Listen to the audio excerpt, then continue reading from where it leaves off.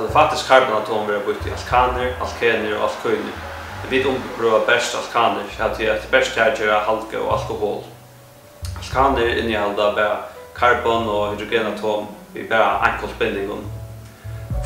Hvert karbonatom har 4 kovalenta bindningar och hvert hydrogen har bara en kovalenta bindning. Och en alkan är en avvismångd av karbonatomen som vi nämner N och en avvismångd av hydrogenatomen som är tvärfärande N plus 2, till dömes C2H6. Här är då ogrenar och grenar alkaner och där första 20 ogrenar alkaner är det metan, etan, propan, Det kan det gott! Metan, propan, botan, pentan, hexan, hentan, oktan, nollan, dekan, färre! Upp till 20! Och det kan, pemetan, hexan, senatan, kokan, nålakan, ha! Intressant! Tack. Grenar alkaner innehåller sojabölkar som är under alkyler.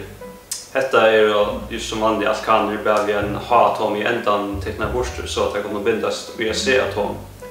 Navnet Hesson är samsvarande alkaner vid oil som ätsköjd, till dömes metyl.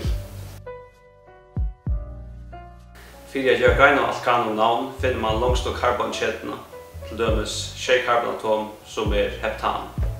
Sedan finner man sojabölkarna som är bundna till karbonatom och akakvärder, till dömes metyl och karbonatom nummer 2 och etyl och karbonatom nummer 5. Så är må hese som räfästas i alfabeten så det ändliga namnet blir 5-metyl, 2-metylheptan. Och det ska alltid vara så lathöl som görligt så det är inte dömes 3-metyl, 6-metylheptan. I organiska ämnafröje är det avvisa sammansättningar av atomer som vi kallar för karaktäristiska balkar. Ett döme är hydroxybalken som är bara oxygen och hydrogen OH-. Tar hästen så är bunden samman vid ett kedjeliknande C-atom som vi kallar alifatiskt, ger det ett alkohol.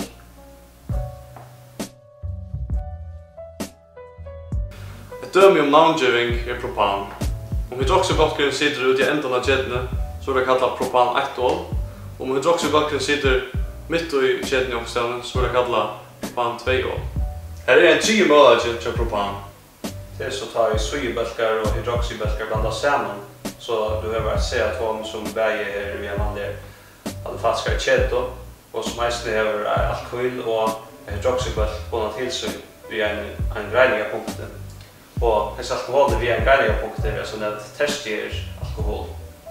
Till dömes vid propan heter 2-metyl propan 2-ol. En oxobölker är dubbelbundet oxygenatom som ger fyr i oxosambindningen. Aldehyder och ketoner är döme av oxosambindningar och i timon är ett karbonatom dubbelbundet till ett oxygenatom och respairatom är tillsammans ett karbonylbölker. Karbonylbölken är poler och tydligen av aldehyder och ketoner hackar kaugepunkt det är samsvarande alkaner till dömes propan och propanal. Det karbonylbölken polerar ger så eisne att han är hydrofiler som mest aldehyder och ketoner och lätt att blösta i vattnet. Det är större hos det också samtidigt reagerar immuner och aldehyder och ketoner. Som avnämnt framläggas aldehyder via primäralkohol oxideras och sedan aldehyder oxideras via till karboxylsyra. Ketoner är framlagda via att sekundär alkohol oxideras till ketoner men det kunde inte oxideras via till något annat vid medeloxidationsmedel. Karboxylsyra innehåller den karaktäristiska syrebalken som är dubbelbundet oxygen och en hydroxybalk. För namngivning som döme kan vi bruka propan om åter. Om propan har hese så kallar man det propansyra. Men detta är så en monokarboxylsyra. Det kommer mest för sig att det är dikarboxylsyra.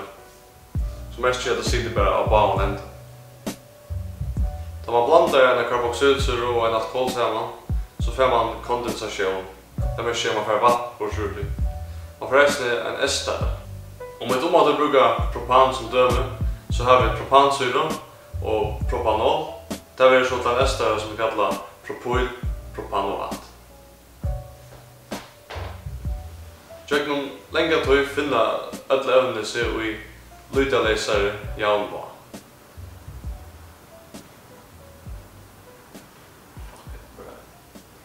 Vet du vad det är något gott? Lutalesare jaunva.